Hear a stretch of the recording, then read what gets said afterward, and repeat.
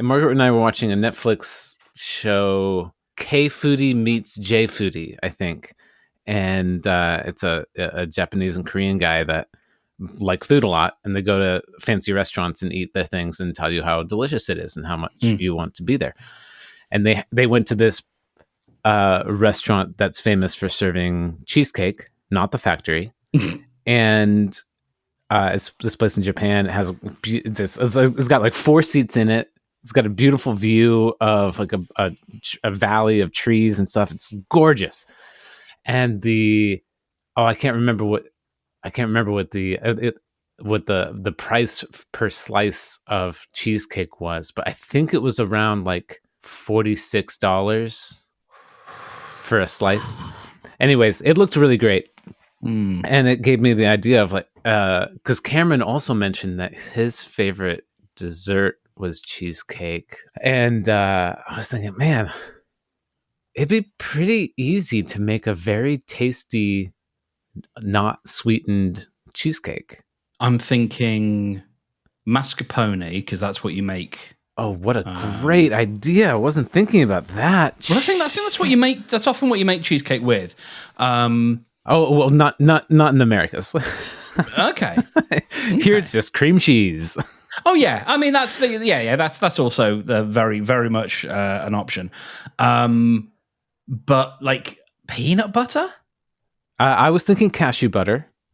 Yeah. I'm gonna write this down, mascarpone, because that's a good. I was thinking goat cheese because it's soft and very flavorful and punchy. But I think maybe a mix of mascarpone and goat cheese might be really cool. Yeah. Yeah, because goat's cheese could it not be a bit tart? Is not the word. Yeah, but that flavor. Yeah, exactly. And it'd be the goat cheese itself. Like if you just eat goat cheese, it's like woo, it's like a lot. But it's really good, and it has that kind of sourness that you would also get from the sour cream that you put in a conventional cheesecake. I was also thinking grass-fed butter because kind of make it a little bit more mild, have that kind of nutty-ish kind of flavor come through. Would you put vanilla in there? Definitely, yeah. For flavoring, definitely vanilla. Make a biscuit base with cinnamon, or because you'd be avoiding a biscuit base, I guess. Yeah, I would use the cashews and pecans. Oh, nice. For Cameron, there'd be no pecans, but cashews and pecans crumbled up, and then add nutmeg and cinnamon to that. Yeah. And then maybe do some A2 heavy cream for whipped cream on top, and maybe even some 100% chocolate bar melted down for syrup and drizzled over the top of it. You'd need a lot of butter, I think, or cream or something to cut through the bitterness of the 100%. Cocoa. Yes. Yeah, I think the butter would be mixed with the super. Would you use any kind of, rather than a very refined sugar, would you consider like a brown, like a demerara or something like that? Yeah, it's an option if somebody wanted it sweetened, but I admit the sweetness feel it being a little bit so good. It might be a bit much, like completely unsweetened. I think you might need a bit. I don't think it has to be over the top, but it might be a bit punchy without it. Yeah, I get that, but like I don't know. I think that you get a nice charcuterie board going or whatever, and you don't need like sure there's a little fruit dip or whatever, but you don't need that. Yeah, you can just like have compote. Cheese and crackers, and this is more or less just cheese and crackers. Yeah. But it's kind of in a fancy way with a little, and you add the vanilla. The vanilla powder is sweet, and the thing is that when you're not eating sweet things, just a little bit of sweetness that naturally comes from things like cheese is sweet too. It's sweet on its own, but we don't notice that when we have like a Snickers bar. We don't know that when we have things that are excessively sweet. Well, sounds fun. Yeah, I won't make it for a while though because I want to eat it, and I'm not eating right now. How many days in are you? I'm 2 days in. Because I started on Tuesday night at 8 or whatever.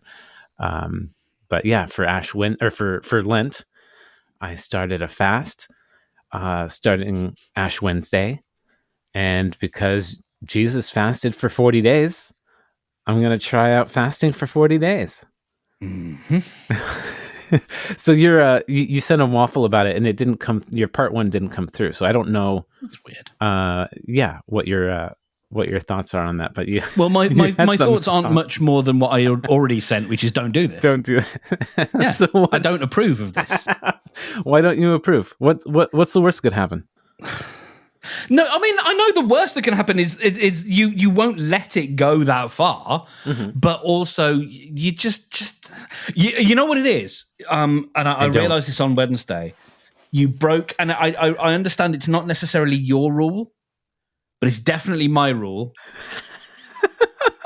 And you broke a fundamental rule that I feel has been rather foundational to this podcast. Fairly early on. Oh shit! Don't be weird about it.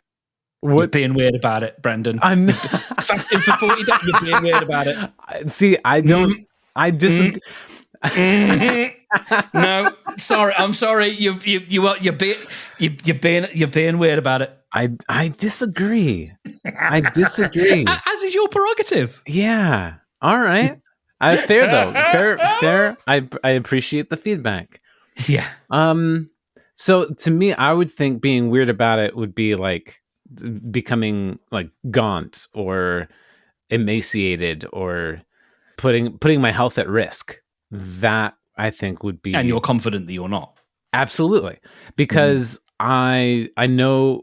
I know so much about fasting. I've experimented on myself so much. I know what the different stages feel like. I know how to take care of myself. And just the way, like, you can drink water yourself to death.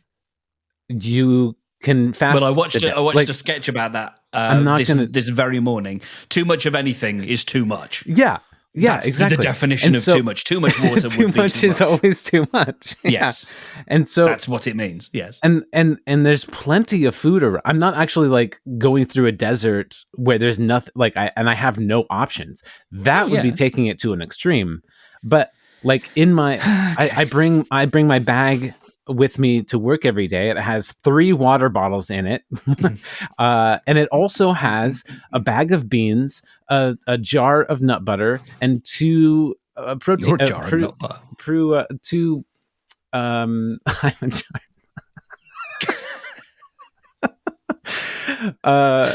meat bars. I can't jerky things. Meat bars.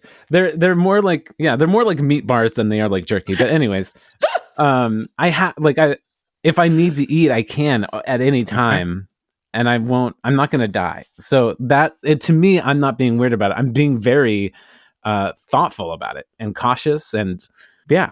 Cool. I wish you luck. Thank you. And so, like, okay, what? I say I go through this process. I make it 40 days. I don't know if that I will, but that's just the medium hardness goal right now. And I come out fine, and with lessons and all that. Like, do you still think that would have been weird? Yeah. Yeah. Mm-hmm. So it's weird. It's weird to your barometer. Yeah, because I'm the one with the miscalibrated system. Yeah. I mean, I actually cannot tell if you're being serious or sarcastic or both. I mean, okay, no bits. I don't approve of this. Yes, no, I get that part. I don't. No, sir, I don't like it. Is the best I can do. I'm the horse from Ren and Stimpy. It's just like, no, sir, I don't like it. It just no. It feels unnecessary, and I don't know what you are going to learn from this over and above, fasting for 48 hours a week. I understand the whole. Yes, I've watched the guy's video, and I get it. I do get it. And I understand your body has reserves and this, that, and the other. That's fine. I don't know what is to be gained, and it doesn't feel like a good. It just does not feel like a good thing to do to your body. Okay. You mentioned like a 48 hours or a week is so 7 days is an acceptable fasting time. What about 8 days? Is that Don't weird? try and what is a heap me. Don't try that cheap argument on me, son. I mean, I've been around the block, at least on my bike. It's there is a line, but there is also a little bit of common sense. Well, I don't like using that term. I don't like using that term, common sense, like that's crafted by like norms created by media and agendas. It's very normative in lots of different ways. Yeah, we live in a culture we live in a society that is funded by food. Like it's food is one of the biggest industries in the world, and it's constantly giving us messages that we need to eat when we don't. Sure. Okay, so you're protesting big food. Sure, you can label it that if you want. You just set that up. I did. You just set that up as the thing. I did, but I'm yes. I mean, protesting sounds so much more aggressive than like I'm just doing my own thing. I'm just realizing I'm just taking myself out of the system. I'm not like I have no picket. Is it a pick? No, I'm with you. I have no sign, that I'm saying, no, food, we won't go, or whatever. I can't think of a down my gullet, you won't go. Yeah. I get that. Yeah. So, but like you set that up then as like a bit of a crusade. And you're like, is that really it? It's not. No. There's no. I mean, in the way, like, I want everybody to try out not eating so that they realize that they're being that they're a little bit sheeple. It's like we don't need to eat as much as we do, and I'm as guilty as anybody about it. This is part of the reason why I've just been eating so much because I just want to eat. Like I feel like I'm self-soothing. I feel like I'm kind of like I can't control how much I eat. It's hard to do. When I eat, I just want to eat all of it. And I will keep going back for more even when I feel like I'm done. And it's way easier for me to control myself through structure. And so that's why I like the intermittent fast and the time restricted feeding. But the prolonged fasting, to come back to that, to come back to kind of your issues with it. What do you think about people running a marathon? In what sense? What do I think about it? Is that being weird about it, or an Ironman, or no? I think ultra marathoning, or these people who like do, and I've known someone who does like 40 marathons in the desert over 40 days or whatever. That's being a bit weird about it, but. There is a thing about testing human endurance. Yeah. Pushing your body to see how far it can go and figuring out yourself. It's an internal journey of self-discovery. Yeah. And I admire people who do that. But not me, because I'm being too weird about it. Part of what hit me as you were talking, and this is not perhaps fair on you. Sure. But it is what it is. I think I am, for want of a better, less maybe harsh word, rhetoriced out. Okay. And agendaed out. Uh-huh. Uh-huh. And that says a lot more about me than it does about you. And what that says to me is let Brendan be Brendan. Let Brendan do what Brendan's gonna do. Fine, and that's it. Let it be as simple as that. Let Brendan be Brendan. Your words and your posture right now are telling me that you're actually unhappy with me. Oh no! I was sat with my arms crossed, and I've been doing that lately because I think I'm just a bit fidgety Sure. and trying to find somewhere to put my hands. And then sometimes I clock myself and I go, "You've got the posture of someone with his arms crossed." That doesn't give out a good signal. No, I so I think yeah, when we start talking about certain things about whether it is the agri agribusiness, agroeconomy, and all that stuff, and then how we're being told we need to eat. I'm Mhm. all I'm hearing at the moment is just. And funnily enough, I'm just started a book because it was recommended by someone on the internet yesterday, and I just instantly thought, "Oh wow, this sounds great!" And it was a guy who is trying to deprogram his parents from some sort of. They've got like a ultra version of Fox News in this Mm, reality called Facts, and it's like just the facts kind of thing, and sure. it is sort of Fox and worse Yeah. as a sort of extreme thing, and it looks like, or the premise is that it's far more sinister and that they've somehow become almost zombified Mm. from this messaging or something. So Uh-huh. there's Hmm. an element, really very much just at the beginning. Um, I think there's a little bit of a sensitivity, and it's part of what we bring to this podcast is that we are bringing our particular personal missions, Yeah. and it's The- one of those things where when you dig into it, it's like, I know you're not going to do something if you know that it's causing you harm. yes, correct. But I wonder about the Well, stuff that's because, fine. with the best will in the world, you're not actually a nutritionist and you're not Yeah. actually a biologist. Yeah. And we don't, who knows the things that will happen to your internal systems that you might not know about happening until later. And there's that kind of stuff. But, okay, but can I Yeah, please. rebut that one a little bit? I mean, Yeah. besides the fact that okay, that's just that's industry learning. That's that. I take I take much more.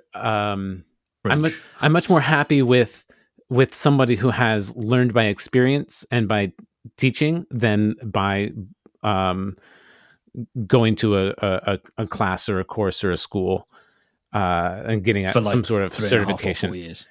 Yeah, yeah.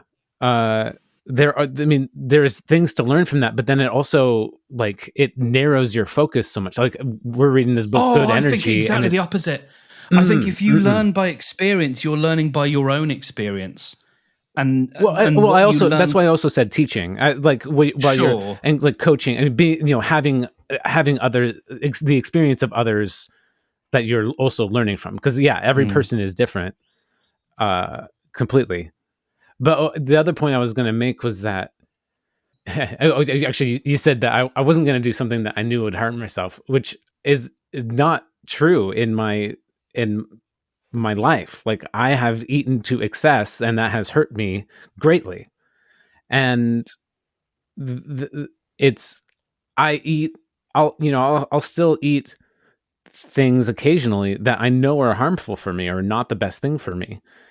Um, like having all those Cadbury bars. Like I know what those do to me. I know all the ingredients in them and how they affect the body, how they disrupt the mitochondria and cause inflammation, which can lead to diabetes and dementia and high blood pressure and all the rest of them.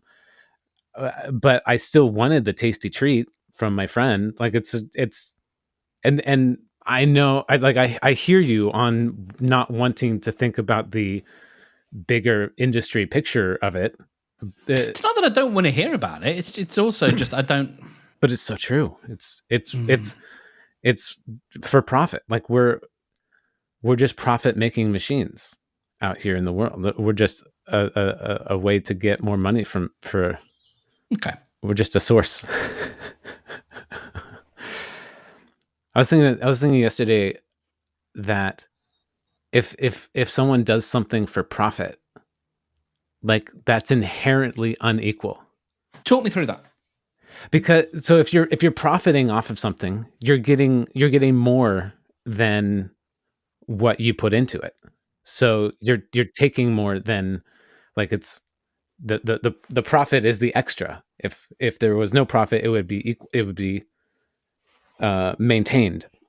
My understanding is profit in a traditional sense, and this is where I'm going to sound like a schoolboy, but Great. What we do is we take a raw material or a raw good and transform it via our labor. Yeah. And that's where we profit. So it's the transforming of that thing. So you profit because your labor is adding to The value. the raw materials that you buy. Yeah. And I don't, so that to me is compensation. So Okay. So there's the cost of the like say it's a material product that you're buying. There's the cost of the materials. There's the cost of the labor, and that's added up to the cost of the thing, and then there's profit on top of it. Because profit is profit. I believe, like, because if you're compensated and you're a one-person business, yeah, you can choose not to make a profit, or you can choose to do something with that profit after you've been compensated. Right. So that's why I'm differentiating between compensation and profit. So compensation would be equal. But then, okay, so what sets the value? What is the number? What is the thing that determines what is compensation for you? Yeah, exactly. It's murky. It's for an individual. For me, that's murky. For Walmart, they have employees that they pay an hourly wage. They have the material item that you buy. That's way easy. It's huge, big industry thing, but like that's way easier for them to calculate. It costs this much for the people that made this thing get to here, and so we can charge that much to have it be equal for the materials and the labor cost, and then we're going to take a profit on top of that. So we're going to mark it up more so that we get more to the 6 people, the Waldens or whatever they are. Or if you're Amazon, for about 15 years, you run either at a loss or at almost no profit because you see a huge long game, which was the case for many years, is that Amazon ran on razor thin margins, right, to disrupt competition and to change the whole world into needing their services. It's evil. Okay. I mean, I don't disagree that Amazon is evil. I'm not. I'm just. Yeah. And the method of that's anti. It's that makes them evil. I don't think competition. I think the model that makes them evil. I think it's the method by which they achieve that model. Letting people step over dead bodies in warehouses. I think that's where the evil comes in. Oh, sure. You don't. Because that's exploitation. I don't think profit is evil. I don't think profit is. But I'm not talking about the profit in this case. I'm talking about the fact that they put companies their competition out of business by taking a loss, so that then they can later change their business model with their competition gone, raise prices, then turn a profit and be the only source and be the only with no competition. Obviously they do have competition. There's Target and Walmart and whatever else that sell similar things, but everybody just goes to Amazon. And then they fucking twist it more, and it's like it's not fast, it's not free 2-day shipping anymore. It's like it's paid 2-day shipping, and like I don't know, they changed all those things so many times, but I can't keep track, and I don't shop at Amazon anymore. So yeah, I don't know. I don't think I'm being weird about it. This is perfectly normal to me now. Like I'm used to it. You're less used to you're less used to it, I think. So here's an interesting thing. Yeah. The only time I think I've ever, when we've had a conversation where I've ever like clocked, I think that was Brendan being a bit defensive there. Ooh. Is when we've talked about this kind of stuff. And I remember, I think it was capitalism? No, the food. Mm. Because I think it was the first day I was with you, or it might have been the second day, and we were at your place, and we were talking about fasting, and I said something, and you essentially just went. I'm paraphrasing. I'm Sure. massively paraphrasing and simplifying, but it was something like, "Yeah, well, you don't know what you're talking about. I've read the books," and it was, Mm-hmm. and it was the one time I was like, yeah, oh, okay, interesting. There was, because I know I've had that reaction myself when people, you sort of want to say, you don't know what you're talking about, Yeah. and that's one reading. Cross my arms again. That is one reading, but it also doesn't necessarily negate the other thing. That's just like, I think to all things we need to. We need to. I think I think ideally we should find a balance in things, Yeah. and I'd love to expand on that. Like, yeah. not to be glib, and I feel like I probably I was accidentally a little short about that, and I apologize that I know that I can do I that wasn't sometime. offended. I'm glad, because there was no intent intended. it was just one. Oh, But no, it's a great observation, and it is something that I try to be mindful of. Because I did that with my sister too about something, and it offended her as well, and it wasn't intended to. It was just like, I did it to my brother. When you said like you trust somebody that has like a degree and is a nutritionist, like when they go to a class, when they take their courses, like they're reading a book. Like somebody did a lot of work and made a book, and then you're going through the class to read the book. What happens after and I that, have though? read so many. I've read a dozen or more books on fasting and watched probably 100 hours of lectures on fasting and related health topics. And like, sure, that's not presented from a Harvard or Stanford or Oxford or any of the Fords, but what's Ford mean for schools? But it's still like it sounds like all schools were built on tiny rivers. Basically, that's what we're learning here. Yeah, but I still have like at least a bachelor's, if not a master's level of understanding of this outside of a school. Not a master's, a bachelor's level of understanding. And I'm not going to go, and I'm not using that as a way to get a job or teach or sell people on this stuff. This is all from my own personal learning, just like my audio engineering degree. I could have learned all of that from YouTube videos and books and a little bit of hands-on stuff. But I just went to a school that put that together for me and tested your knowledge.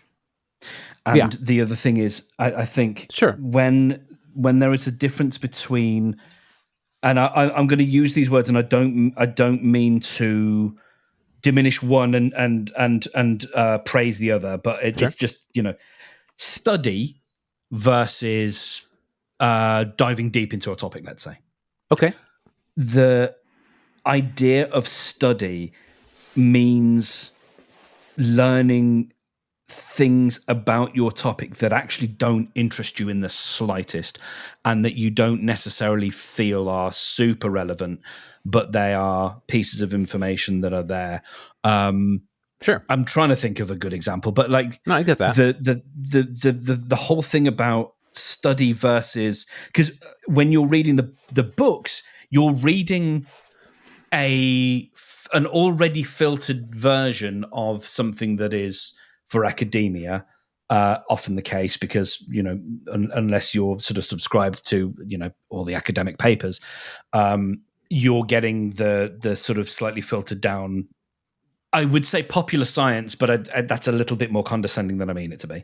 But a version of that is still written by someone who absolutely knows their stuff, but is made a little bit more understandable, and so some of the edges are rounded off, and some of the little details and the grain, the grain is kind of sanded down. And I think part of what study is, part of what a degree is actually getting into that grain and going, Yeah. and this is part of being more well-rounded, so that it's not just about my experience and the people that I happen to meet along my travels who I help, but it's also about this little detail that I hadn't realized would be important. But A, I've had to learn it because it's part of the syllabus. And then B, I've been tested on a whole raft of stuff and actually had to go through a process where someone else Yeah. has looked at my stuff, someone learned, someone who is an expert in this field, Yeah. to look at that and say, yes, you've answered these questions correctly, this tick box exercise, but also you've written this academic paper or this piece of work that proves that you can think around this particular topic. Yeah. And we can do that on the internet to a degree, and we can sort of study out loud. And I'm a big fan of that, and a big fan of curating and finding what you discover. But I think to say that they are equivalent, I think is doing a disservice, I think, to the people that study that. And I think it's also, I bristle slightly at the idea that we can sort of say we can teach this stuff outside of our personal experience without having some sort of and it's not about having the certificate, it's about the person looking at your work. It's like why I would have loved to have got an editor, a publisher for the kids' book, is not because I thought they would do much, because publishers don't do a lot now. They don't do the marketing. They literally just work with the printer and get it into shelves. Yeah. It was more about getting someone to look at this piece of work and go, does it count? Does it meet the bar? Is it good enough? Right. And having because an authority, there is a standard that they are judging stuff by, and I think that standard is important. Yeah, I completely understand and nearly agree with all of that. Yeah, and this is the thing. I think we might differ in a way. This, we might sort of verge off the two of us in the way that we think in these terms, and I think that's not something that we're necessarily going to reconcile. Oh yeah, I definitely agree with that. Yeah. And like I think that in your in your life experience, like you seem to have more reverence for authority. And what would your definition of authority be? Like a publisher, a school. I don't mean like a police. I just mean like somebody to approve you, somebody to give you a stamp, to test you. Like a teacher is an authority on a subject, or yes, whatever. Okay, an authority on a subject. Yes, I think that's important. Yeah, and I understand that, and I agree with that so much as well. And yes, that like it's wonderful to have that, to get that certificate or degree to show, yes, I was tested by somebody. I did have some verification with this. And if you're trying to, if somebody was trying to use that knowledge to then do some sort of business thing around it, do some sort of like selling or teaching or having that qualification is fantastic. I love that. And necessary, and it's a safety thing in this circumstance. But in my lived experience from the decades of practitioners that I've gone to, knowing how every practitioner I've ever gone to has had some sort of degree, some sort of certificate, some sort of whatever, and they were all wrong for me. Actually, there's one that may have no, but they even they went the wrong path eventually. They gave me some things that I then learned later why they were important, but they didn't focus on that, and they focused on a totally different thing, and it was a huge waste of time and money, and kind of made me sicker. And I'm trying to learn my own health and not anybody else's health. And then I feel like I've learned things that are kind of fundamental and good things for anyone to learn, and that's the point of the God mode stuff. I don't necessarily think that that's perfect for everyone, or maybe even anyone. But this is like, as we've mentioned before, like I'm making this for 5, 10, 15 year ago me, and some people might get some benefit out of it. That's great. I do like the idea of having the things that I'm not looking for come to me through a class or through whatever. I kind of feel like, I mean, like, yeah, I select the book that I'm going to read. I select the lecture I'm going to listen to, and some I don't. Some come at me, and I read them because I'm told to, and I'm like, okay, this is like Unique or Margaret or Cameron or other people will tell me to read this book because it's important, and I will. And it was like, I wouldn't have picked this, but I'm reading it because an outside source told me to. And I get things, I don't get things, whatever. But yeah, having an authority telling you like this would be important, that's good. That's good to listen to. And then checking the work, also very good. So I don't disagree with you there. Being disappointed by your by the practitioners you've seen, I feel like is probably a somewhat universal, it feels like, experience. Yeah. I don't feel alone in that. No. What I would add to that is, I still think I'm going to get to like 70 and someone's going to tell me you have this thing, and I'm going to go, oh, for fuck's sake, why didn't someone? Yeah, anyway. That said, I think, and this is an and not a but, I think yes, and the books like the learning that you have come to via Unique has also come via someone who in the shorthand did the homework. Sure. Got the qualifications. So without that, I don't know, like, maybe it landed differently, maybe it wouldn't. It got to you via Unique, and Unique got it via a qualified, person who, as you said, used to work in like chemical. I was going to say warfare. Oh yeah, that's actually Karen Hurd. Yeah. So, but then Unique went and did her own schooling after being healed. But I don't believe she did any actual medical teaching. No, I'm talking about Karen. Yeah. Who was the source of this, and then it's kind of filtered down. Yes. Protocol. I believe the books that I agree. The books that have been recommended from Unique are definitely not filtered from Karen. Like they were outside of that. Okay. But yeah. I do get your point. Yeah. And yes, somebody learned something at some point. and was tested on it. and was told whether this thing wasn't good enough. Yeah. Who tested the people who were teaching the tests? And then we can pull anything who tested the people? Yeah, who watches the watching? We can do that until the cows come home and it's totals all the way down. Yeah, the point is there is a system. There is a system. Yeah, and somebody had to self-teach at some point. Yes, but not all of it, and that's the interesting thing. Is it's about discovery, isn't it? It's about you learn a baseline of information or techniques or practice, and then you have a question. You go, I wonder if, in my silly little degree, it was learning all this stuff about rhetoric and about whatever the hell else I was learning 25 years ago. And I asked a question, what does community have to do with ska punk or something like that? That was the question I asked. And so what we're then doing is we're following our nose on a question. We've got to reckon about something, and then we learn through testing, we learn through the scientific method, and then that information becomes academic record because it gets peer reviewed. It gets other people to look at this stuff and go, yeah, that checks out, or actually you haven't carried the one here.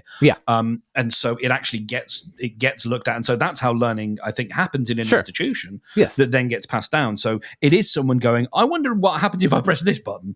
I think everything will turn blue. And they press this button and everything turns pink. And they go, okay, well, I was half right. And then they publish that information. And then we build on that information. And we know more and we know more and we know more. Agreed. I just don't think that we have to go to an institution to be able to learn those things, because those studies are made public and we can search for them and we can find them. And They an institution will put together a syllabus for you of things that they require you to learn and make sure that you've learned them with the test at the end. And that's beautiful. And then you get the certificate for that. But a person can still get all that knowledge on their own. I'm not saying that I don't want to go to school. Like I also I kind of do. Oh yeah, maybe not 100% the same information. Like maybe the school has some proprietary shit. I was doing more than like nitpicking on that point. Okay. It's the difference between. So it's something that's come up a fair bit before in my circles is like you can release everything you know about a particular topic, let's say podcasting, in podcast form, and every week you talk about a new aspect of podcasting, and you might go all over the place. And after 300 episodes, whatever, you can be like, this is all I know. This is basically everything that there is to know. Here are all the different pieces, and there is, and so you can get all of that for free, or you can pay $1,200, whatever, and you can get the curated version of that, which is here's the stuff in order rather than just chronological back order. Yeah. Here's the stuff in the order. Here's how this thing relates to this thing, and here's some jumping off points. It's basically all the same information. Yeah. But actually some of it will be like, you know what, you don't need to know this bit anymore, or this is irrelevant, or it's only relevant once you've got to this point, but you need to know this foundational bit first. And so I think it's not just, I wasn't just sort of nitpicking that sure. You know, the same, because I don't know. I think part of it is the curation. Part of it is knowing what to ignore. And also, I mean, you know, this is always going to be subjective to a degree. I mean, probably less when it comes to scientific stuff. I mean, my only experience, which won't be a million miles away from yours, but yours is probably more scientific in your experience than mine is, because you did audio engineering. Mine was a lot more wibbly wobbly and wishy washy. Whereas if you do something scientific, like there are wrong answers, you know. You got down the maze and then you kill them. You got a degree in broadcast, in media and communication. And so how much did they teach you, or did you get a separate degree in coding? That was I was entirely self-taught. Okay. And so do you feel like that's not entirely true. I mean, I did a little bit at school, but basically I was I'd already started before I learned how to code at school, because I was already into it and you know, being a hobbyist, and I have a qualification in it, not a very good one. A qualification in what? In computing. In computing, okay. Yes, which is so over here we have these things called A-levels, which are what you do before you go to university. They're basically the things that let you get in. Maybe a little bit like your SATs, but less general, I think. You pick specific A-levels that you're going to study, and then you have to get a certain, you know, average. Or you have to score, you know, a certain amount in each one of these A-levels that you've chosen, and then you crack on from there. And so I have a middling to bupkis computing A-level. Okay, so if you have a computing A-level, and you feel like that's enough of a certificate or degree or a stamp of approval to be able to make a podcast hosting platform from scratch. I love where you're going with this. I never, and not to put it all on you, I have never taken a class in remodeling. I don't have any, and I've been doing this for 20 years, and it's made my life. Like I've had mentors here and there, just like I have with health. I have experience of stuff that I've done with my hands, just like with health. And I think you do have. There are building codes and standards that you have to live up to. Yes, I don't have those. I don't. I you know. So I'm winging it far more than you are. You are actually your work is far more rigid in that sense, because you are evaluated. Or, well, you know, or you have a standard that you are actually working to, because if you don't work to that standard, it can cause harm.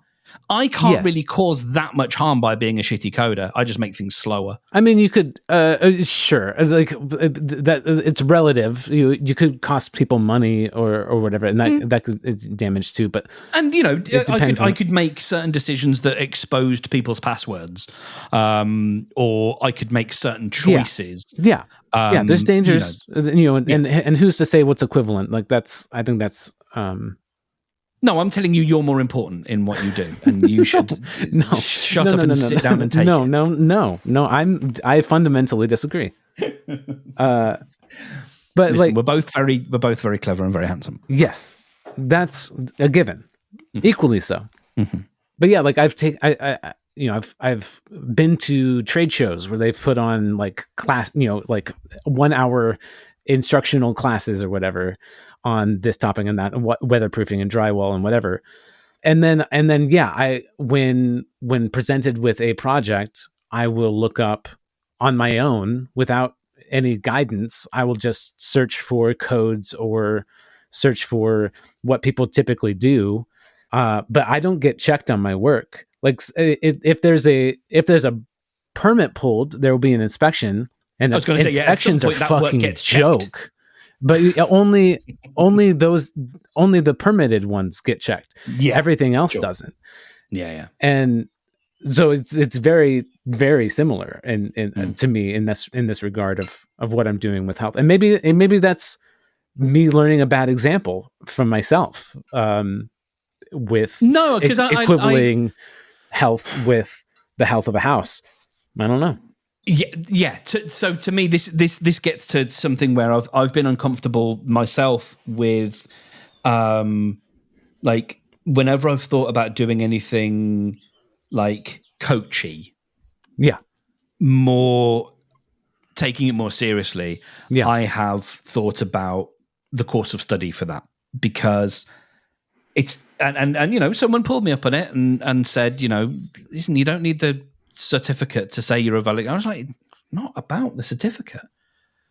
It's about knowing that I've taken the right course of study. Well, that's the certificate. What I mean the certificate is not about is being able to share that knowing with other people. No, it's not. So for me, what is important is knowing that I've and again, this is where we might branch off. Okay. But an approved course of study, an understood, a recognized, let's put it that way, a recognized course of study. All I can think about now is one of the opening lines from Hamilton. I am seeking an accelerated course of study. And I got sort of out of sorts with a buddy of yours. Anyway, you punched a bursar. Yes. Sorry. I look for a particular course of study as a way of making sure I am checked, and that I'm not just doing the stuff that interests me, that I'm also equipped to handle a particular problem that someone might bring, because I might be 90% interested in the problem that someone has, but then there's this extra 10% that I'm not interested in. But in order for me to help them, I need to have known that stuff. Sure. So you're looking for an internal confidence. Oh yeah. Yeah, and that's why I say I think it's often misunderstood. People assume you don't especially understand. With me, I'm American.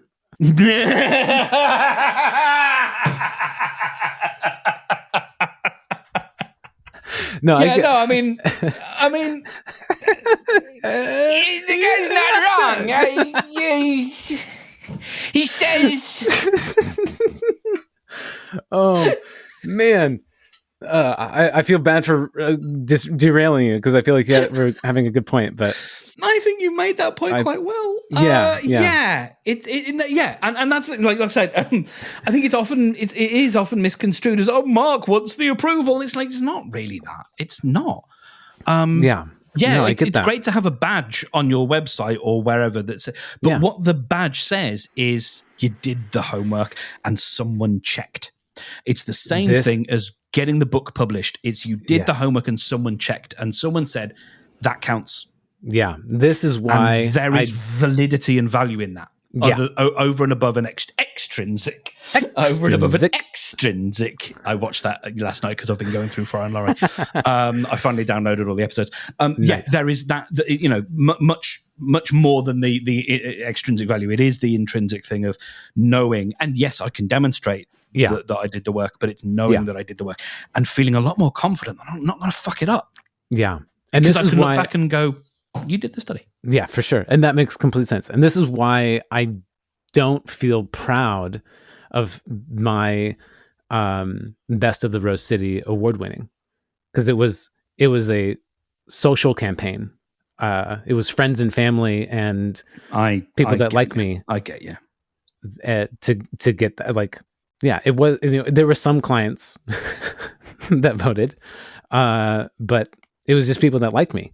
And it feels great, like, because I know I do internally. I already know I do good work, and so it feels great to be able to have an external thing. But like, yes, to me, it's a two circles of a Venn diagram. It's like I know I'm great, and I've been awarded, but they're not overlapping. Where they should be, there should be one circle, but it's two.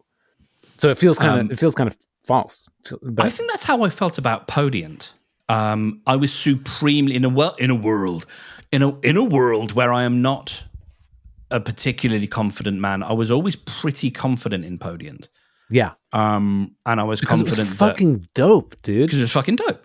And it had a lot of best in class features and yada yada yada. It was beautiful. It was easy to use. It was a very good price. It put every other podcast host to shame. Man, I use some other ones now, and it's just, I miss Podient. Yeah. Not to make you feel bad. No, not at all. No, not at all. But and it's strange. I'm wondering about Undo and where my sense of, because I wonder if I think there is a sense, if we look at Podient as for whatever reason, the noughts and ones and the lines of code are very easy for me to say, that's correct, that is good. Intrinsically, I know that is good shit. Yeah. You didn't need to take a class and get a certificate. I didn't need to take a class. With some of my music, I can listen to... I mean, I listened to a couple of my songs a couple of weeks ago as I was walking to work, and I was just like, fuck, I really like them. And I think they're good. I don't think they're, and I've said it before, like, I don't think they're groundbreaking. I don't think they're innovative. They're not challenging in any way. And some people like that in their music. Some people don't. I really like them. And I can confidently say I think they're good. Yeah. I haven't sought the validation of that music because I'm comfortable enough, I think, that I made the thing that I want to make. I don't know if I've explored, and I should really get back on the mic, but I don't know if I've explored that with Undo, because I'm having so much fun researching, and that really surprises me. I'm having fun diving down rabbit holes. Mm-hmm. All self-taught, I hear. Yeah, well, indeed. I mean, and that is part of a big difference between this and something like Morning Creative. Because, and I feel like we have talked about this, Morning Creative, one of the reasons that I think I stopped was because it felt, in fact, I think I was talking to this with patron saint of the podcast, Anya, last week, that with Morning Creative, there was a sense of hypocrisy, of not walking the talk, as the people say. And I felt like I was positioning myself in a place that I didn't feel comfortable to inhabit. With Undo, and this is, I think, more akin to where you are with God Mode, but maybe not. Maybe you're further ahead with this, I don't know. For me, with Undo, it is much more about exploring the topics rather than saying, this is what you should do. Right. Because I don't fucking know, because I haven't done the work. I haven't done the research. Yeah. You could say I have, but fine. And something like productivity, like it's so nebulous. It's not, productivity is not actually a thing. It's just, I know it is in when we talk about labor and capitalism and stuff, that's a slightly different meaning. Yeah. I get you. If I look at the art, the art and the creativity of something like Undo, I think I can sit there and go, this is good. This stands alone. I'm proud of this. This is good work. But I felt that way, and I was thinking about this morning about, or it might have been a couple of hours ago, about Molly Whiskers, the podcast version of the kids' book. Mm-hmm. And I was thinking about, because, like I try and understand, if something doesn't work, it's very easy to, it's what's the success has many parents, whereas failure is an orphan. When something doesn't work, I'm very keen to try and look in and understand why didn't that work, what might have gone wrong, whatever, and pick it apart. And I think I'm trying to do the same thing with success, because Undo is undoubtedly a success so far. Touch wood, as they say, and long may it continue. It is undoubtedly a 5% podcast, as in it is in the top 5% of podcasts. It's amazing, dude. Thank you. Well deserved. And so part of that, I'm going, okay, I know a good substantive reason for that is that it's good, is that the quality is good. Yeah. Is that it's not the most well-researched thing in the world. I think it's well enough written that it has enough entertainment and wit and stuff to wrap around it, and some practical stuff, enough there that it feels like it's sort of meaty enough. Yeah. So I can look at the quality and I can go, it's clearly good, but I think Molly Whiskers was better. I took longer writing it. I took a year to write Molly Whiskers. And I, went and it got put in a drawer for 6 months and then looked at again and redrafted. And then it took another year before I actually took it to Imogen Church to read it. And even then there were mistakes that I found. Sure. So it got better, over time. And I think Molly Whiskers and the Blue Tentacle is a better piece of work as a 12-episode series arc than Undo is. But it fell almost like a, damp squib.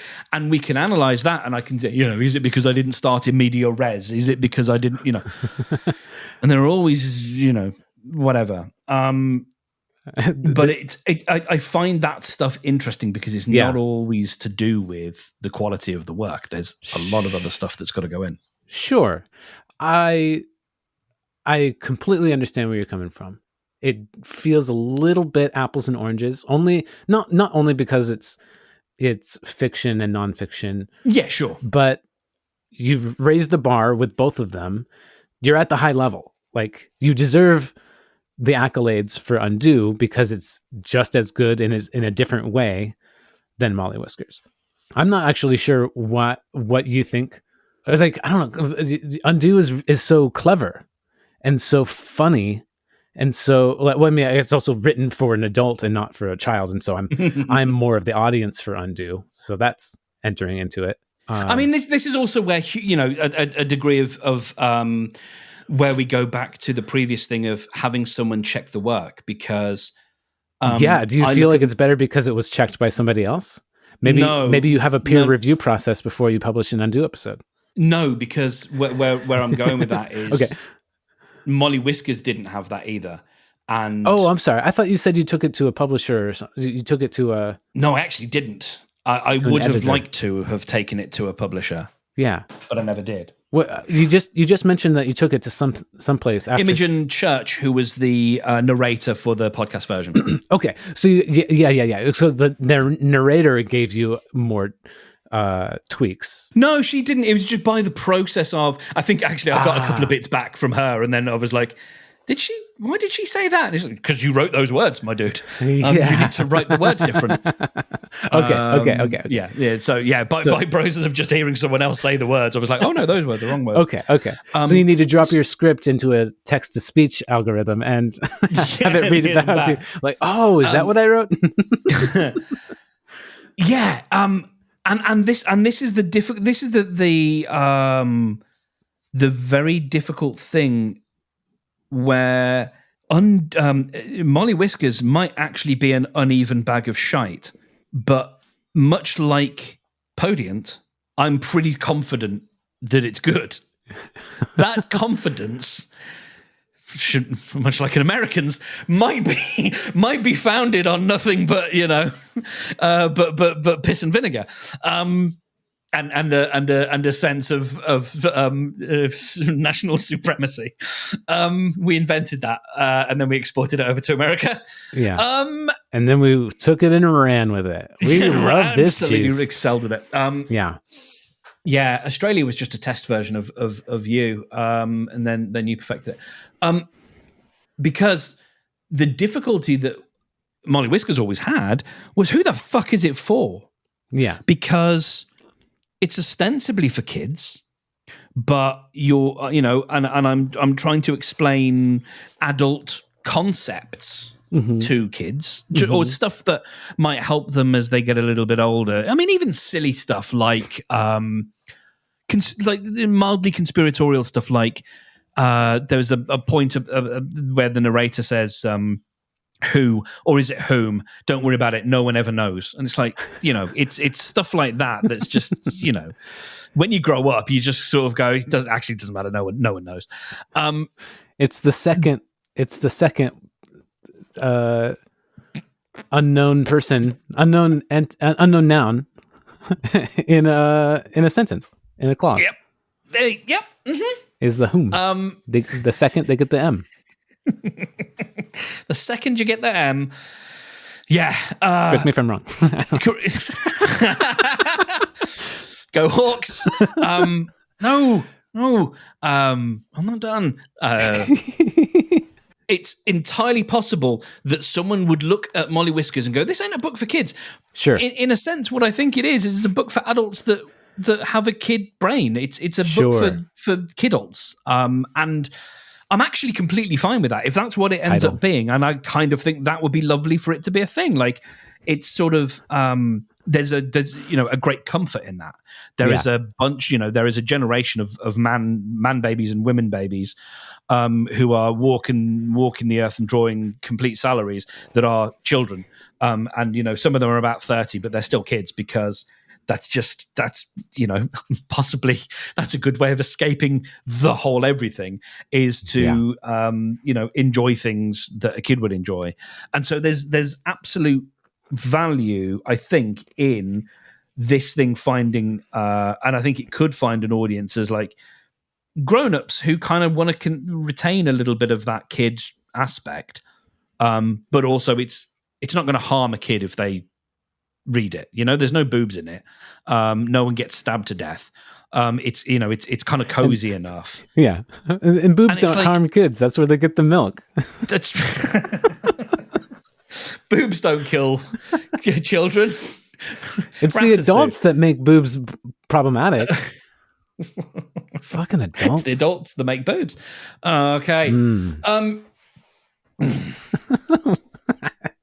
I've been constantly derailing us.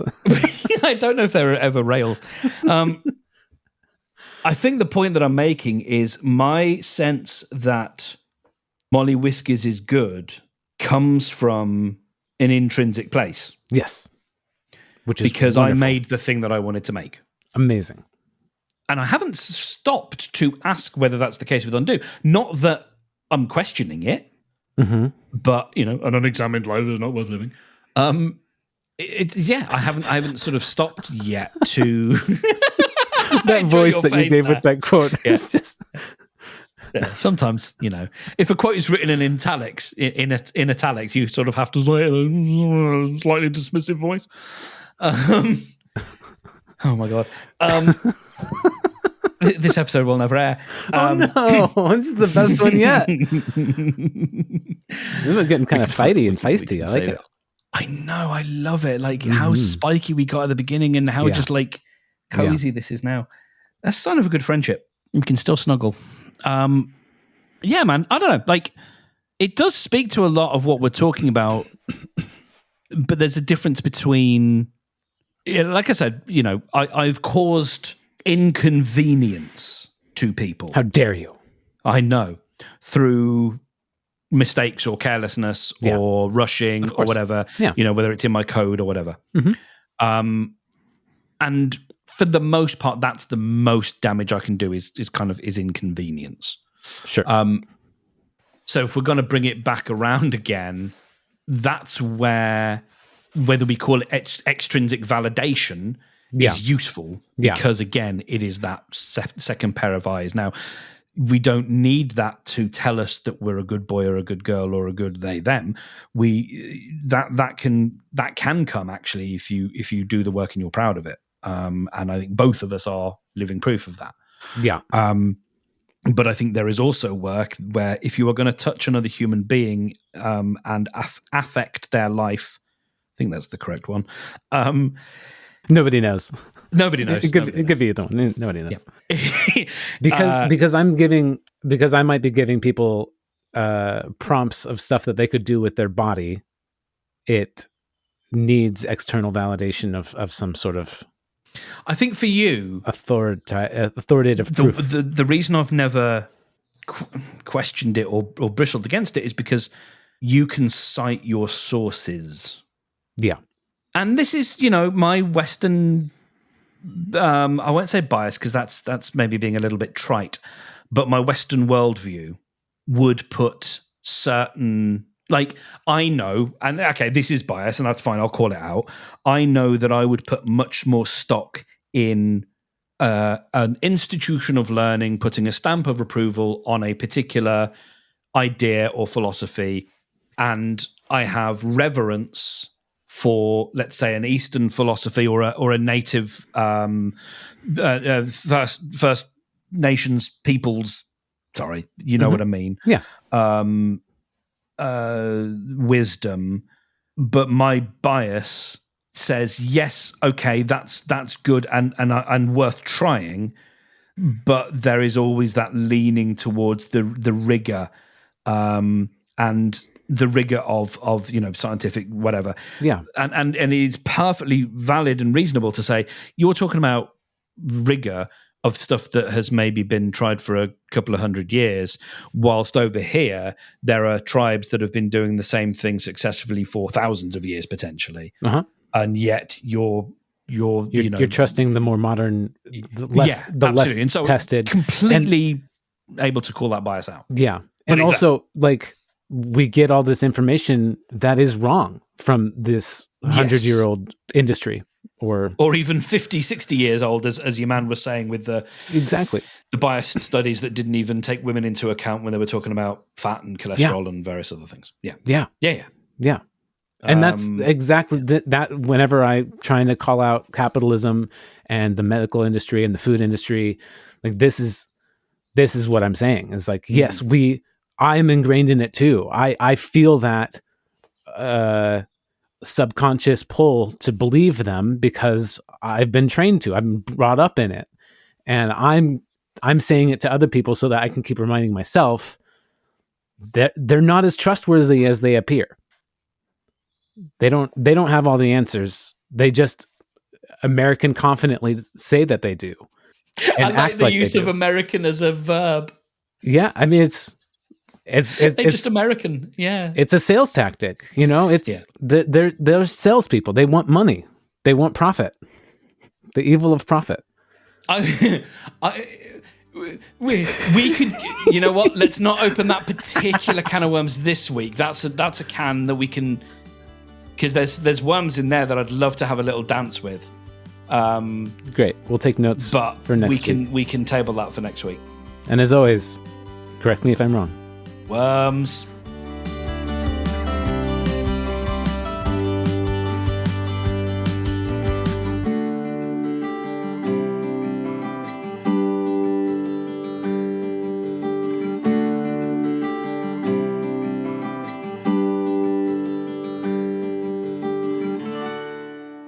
always do it.